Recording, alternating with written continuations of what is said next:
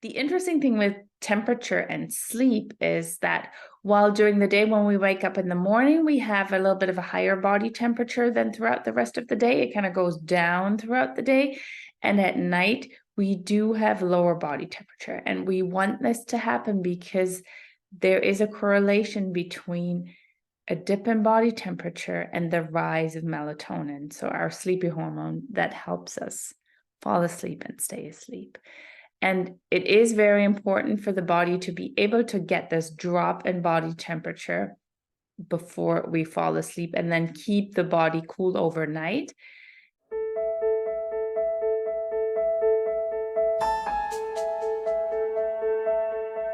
Hi, everyone. Welcome to this week's episode of the Sleep Like a Boss podcast.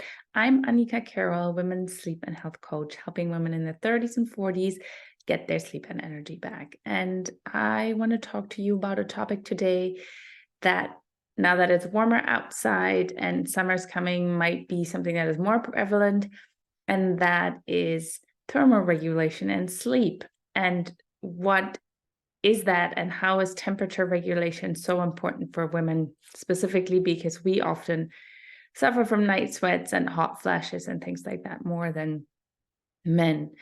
And even if you don't suffer from night sweats or hot flashes because you're maybe not that far advanced in your hormonal changes, that this might be something that might happen to you, temperature dysregulation overnight is something that is actually quite common and often overlooked. And that's why I want to dive into that a little bit today, talk about what thermoregulation actually is, how it affects your sleep, and what are things that we can do to stay cool if we're normally too hot, or otherwise well regulated overnight to make sure that is not affecting our sleep. So what is thermoregulation? Thermoregulation is basically a fancy term for your body's ability to keep its body temperature in a reasonably narrow range. And how does the body do that? When we get too hot, we know that we might start sweating, so that through evaporation, the body through the skin starts cooling itself off. It might dilate blood vessels to dissipate heat. Those are things we're very, I think, much familiar with. If we're too cold, we start shivering, right? Because that friction that creates warmth. Our body might start kicking in our metabolism a little because we are cold and we just need more energy to heat the body. The interesting thing with temperature and sleep is that while during the day when we wake up in the morning, we have a little bit of a higher body temperature than throughout the rest of the day. It kind of goes down throughout the day. And at night, we do have lower body temperature. And we want this to happen because there is a correlation between a dip in body temperature and the rise of melatonin, so our sleepy hormone that helps us fall asleep and stay asleep. And it is very important for the body to be able to get this drop in body temperature before we fall asleep and then keep the body cool overnight. And we reach our coldest body temperature point. It differs a bit by person, but around 4 a.m. And so then the body temperature starts to rise, the body kind of kicks into gear, and with that, the wake up process is initiated. So keeping that body temperature low overnight is really important to be able to fall asleep, and then really to be able to stay asleep and get deep and restorative sleep. Because there are studies that have shown I don't want to say the colder the temperature in a bedroom is, but the more ideal the temperature in a bedroom is, the deeper people sleep and the more restorative their sleep is, just to pick one of them. And then for women, and I'm in my early 40s, but I'm starting to see this too. We're getting the occasional or maybe more regular night sweats, maybe hot flashes, things that can be really disturbing during the day for sure. Also, if they're hot flashes, the night sweats can also be very disturbing because you might wake up, you might have to go change your shirt. Then you're just really hot and you can't really cool off very well and can't really fall back asleep. So trying to understand on the one hand where this is coming from, and then starting to put things into place that can help adjust this and help the body have a smoother ride overnight is, I think, really crucial.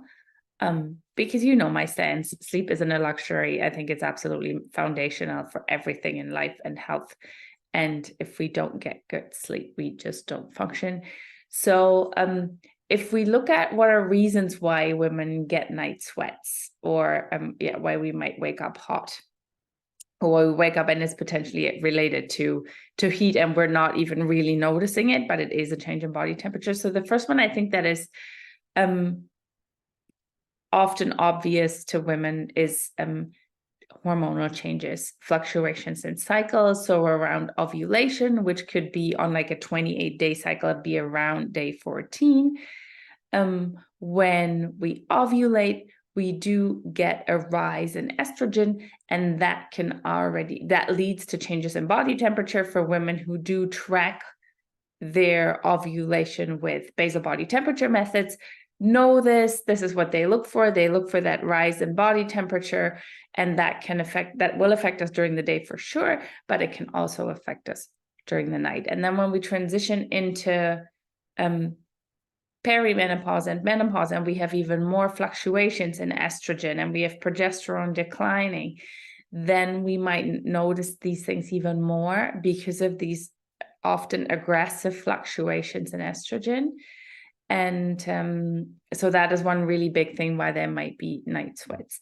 Another reason why we might be having night sweats, it seems obvious, but it often is overlooked, is that your bedroom might just be too warm. There are different recommendations out there. They kind of range from 60 to 67, some people say to 72 degrees Fahrenheit. So we're around 15 to 20 degrees Celsius for the optimal bedroom temperature. And that is something that I often dive with clients in very early to say, do you know how warm it is in your bedroom overnight? Just put a little thermometer in there, check it. And if you have constant night wakings, try and lower the temperature by a degree or two and see what happens. And sometimes people are able to do that very easily because they have an air condition, a thermostat they control in every bedroom. Some people don't have that. We'll go into that a little later to see how we can work with that. But it's often that the bedroom temperature, the sleep environment, is just too warm.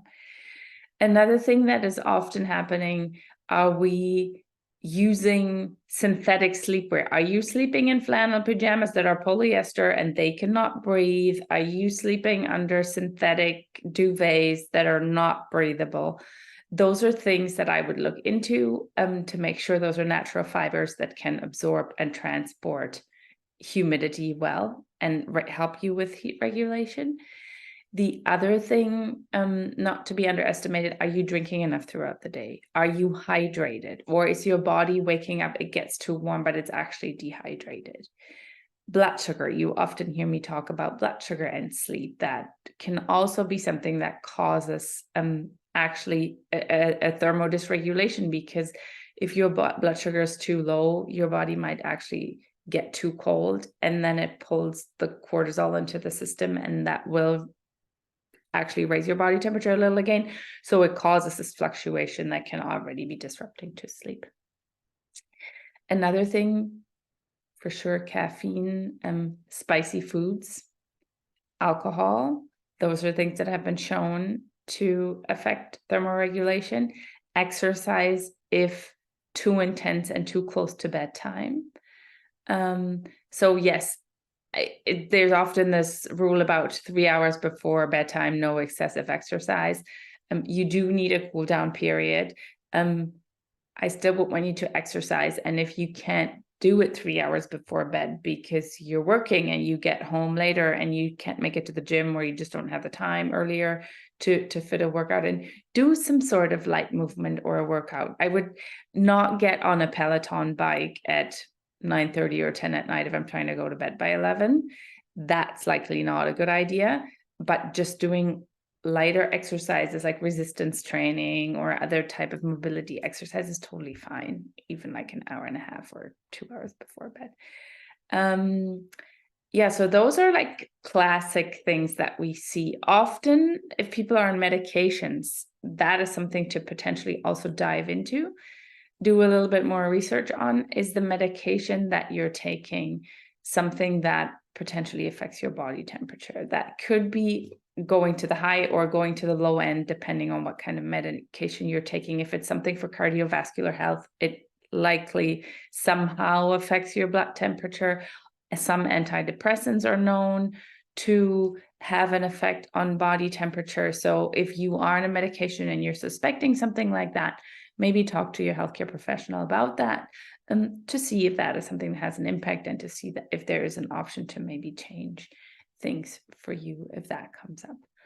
And what are things that we want to do to help regulate the body temperature and get it to a somewhat stable environment overnight so we can have a good night's sleep? The first thing, really, like I said earlier, check your bedroom temperature. Make sure it's at a good temperature, and potentially play around with it a little, like dropping it a little if you think that is part of the problem. And that is very individual. Some people sleep great at 62 degrees, others need 65, others need 67. It's really individual, person by person, so really play around with it. If you have the ability to adjust your thermostat individually in the bedroom, that is great. We don't have that. We have air conditioning now, thank God. But we cannot individually do it. So we do drop the temperature in the house at night significantly to get the bedrooms upstairs to be cool, which, yeah, it makes it a little cool in the morning when you come downstairs, but at least we sleep better. If you don't have air conditioning, you don't have that option. The first thing I think is things like fans, ceiling fans, or just a box fan or something that you put in the room to get air circulating, because just that feeling of moving air on the skin already makes you feel a bit cooler. Make sure that you close your blinds during the day, that sunlight doesn't come in and heat the rooms up extra. A lot of blackout curtains that you can buy are thermo-insulated, so they will keep the heat out quite well. Then make sure your bedding is as natural as it can be, so you don't trap heat in there unnecessarily because of synthetic things. I would avoid any type of like super spicy things and alcohol at night, just because it will make you warmer. Caffeine, generally, if you're having sleep issues, I'm generally fine with people drinking caffeine, but I would keep it to before lunch if possible. So A, the caffeine leaves the system, and B, it doesn't have an effect on your body temperature too much then at night. Like I said, make sure you're hydrated. And really, another thing that often comes up that I forgot to mention earlier, anxiety can be something, right? Like if you're waking up and you're nervous and you're feeling anxious and you notice this overnight, something like things like breathing, stretching, meditation at night, maybe something like a worry journal where you every day at the same time, do it a few hours before bed, you write down everything that worries you. And then you look at how realistic is that? And then is that an actual worry? Is that something I really have to worry about? And if so, what are possible solutions that I could explore over the next little while? I don't have to find the solution right away, but maybe take a first step in brainstorming solutions. That often helps to calm the system. Gratitude journaling also, or a gratitude practice, also a great way to reshift focus for the brain and to lower anxiety. And one thing that I have just explored recently is functional sleepwear. So we do already have, like, we have organic bedding, we have wool bedding that is like temperature regulating. I love it. It's really great for the summer and the winter, I find, but I still suffer from night sweats here and there, hormone related. And I was contacted by a company, Dax Mayan. They are from Switzerland, And they are inventors of functional sleepwear. And so how we use functional wear in sports, where we wear this athletic wear that helps us with the sweating and the cooling of the body, that is basically something they've done for sleep, but with all natural materials. And they're Oecotech standard certified. And their materials, their sleepwear is super soft. The seams are in positions that they never bother you. The stuff doesn't crawl up or down or roll around you when you sleep. And they have a line that's called Balance, and it is amazing. And that's the only thing I'm going to be using for a long time for sleep. And I was a bit, I don't want to say I would be skeptical. They've tried it on a lot of different people, on sports teams. Everybody was really happy. They've done some studies on it. It's developed with people in the sleep field. And I have to say, I was really amazed, not just by, you almost don't feel like you're wearing it. It's so light, it's so soft, and it does breathe way better than cotton. It dries way better than cotton. It's eucalyptus based. And it is absolutely phenomenal the way it helps balance your body temperature. So something I'm recommending now to all my clients. I absolutely love that product, and I would recommend for everybody to check it out. I'm going to leave a link in the show notes. They've given me a 15% discount for Sleep Like a Boss podcast listeners. It's sleeplikeaboss.15 is the discount code, but I'll put it below. I can only highly, highly recommend it. I absolutely only talk about products that I support, and this is really something that helps you regulate your sleep. It's not just beautiful, super nice to wear. It works. And if sleep, like these night wakings and you can't pinpoint them, or you have the night sweats is something that you're struggling with, try some of these things. See what might be relevant for you. Could it be the alcohol? Could it be the caffeine? Could it be the foods? Is it stress? Is it my hormones? Is it my sleepwear? Is it my bedding? Like, start looking at maybe what's relevant for you, maybe what's not relevant for you. Then you don't have to worry about that. And then start if you can see changes. And if you cannot see changes after a few weeks of trying things out, then I would maybe reach out either to a health professional or to someone like me, and we can have a conversation about what are other things that might be driving that. Could it be something going on in your gut or in your liver?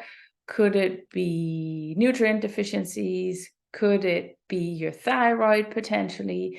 Because that's like our body's thermostat, right? That really helps regulate the body temperature and metabolism. So those would be things to then explore. But I think there's so many things you can try in the beginning if you want to by yourself, that should give you already some leeway into managing the body temperature, managing the night sweats better, and then hopefully getting a better night's rest. So I hope this was interesting. Looking forward to see you next week, and you know where to find me, and always reach out if you have any questions. See you next time.